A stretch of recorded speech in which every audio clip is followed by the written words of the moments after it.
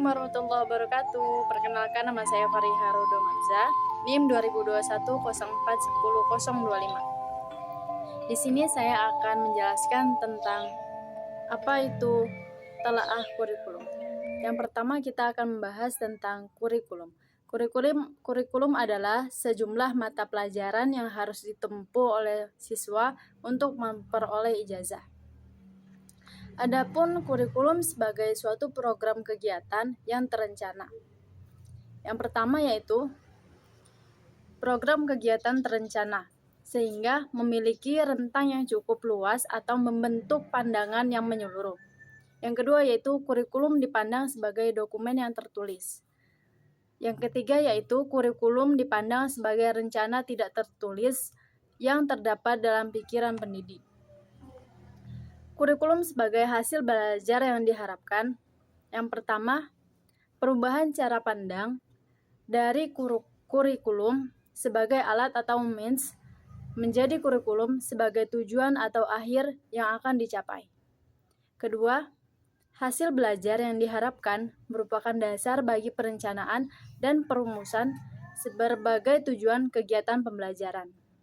Tujuan pembelajaran tidak lagi dirumuskan dalam retorika global atau siswa memiliki apresiasi terhadap warisan budaya, tetapi dirumuskan dalam serangkaian hasil belajar yang terstruktur atau setiap kegiatan pembelajaran, desain lingkungan, dan sebagainya difungsikan sehingga menjadi saling mendukung untuk mencapai tujuan akhir.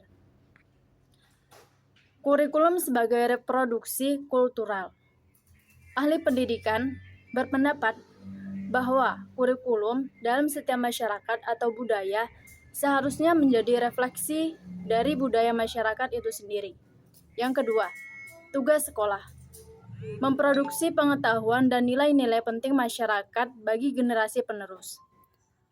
Masyarakat dan negara bertanggung jawab mengidentifikasi skill, pengetahuan, dan berbagai apresiasi yang akan diajarkan. Pihak pendidik profesional bertanggung jawab mentransportasikan kepada anak didik dengan benar. Yang kedua, model pengembangan kurikulum berbasis masyarakat, di mana orang tua tidak sempat mengajarkan tetapi menyerahkan kepada lembaga pendidikan. Kurikulum sebagai kumpulan tugas dan konsep diskrit. Diasumsikan penguasaan tugas-tugas yang saling bersifat diskrit atau berdiri sendiri adalah untuk mencapai tujuan-tujuan yang telah ditetapkan sebelumnya. Kedua, biasanya tujuan yang dimaksud memiliki interpretasi atau misal mempelajari suatu tugas baru atau dapat melakukan sesuatu yang lebih baik. Yang ketiga, berkembang program training. Adapun kurikulum sebagai agenda rekonstruksi sosial. Sekolah harus mempersiapkan suatu agenda pengetahuan dan nilai-nilai yang diyakini dapat menuntun siswa memperbaiki masyarakat dan institusi kebudayaan, serta berbagai keyakinan dan kegiatan praktik yang mendukungnya. Selanjutnya, kurikulum sebagai kurere. Kurere atau jalannya lomba kurikulum. Karakter kurikulum membentuk dan dibentuk oleh berbagai hubungan eksternal dengan pengetahuan, perspektif, dan praktik-praktik dalam domain kependidikan lainnya, seperti administrasi, supervisi, dasar-dasar pendidikan atau sejarah, filsafat pendidikan, sosiologi, politik, ekonomi, dan lain sebagainya, di mana beberapa bidang memiliki relevansi langsung dengan kurikulum.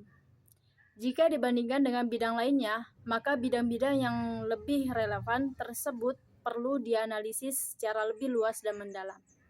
Perbedaan kurikulum lama dan kurikulum baru. Kurikulum lama, yang pertama, orientasinya masa lalu.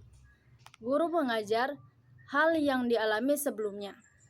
Yang ketiga, tidak berdasar pada filsafat pendidikan yang jelas. sulit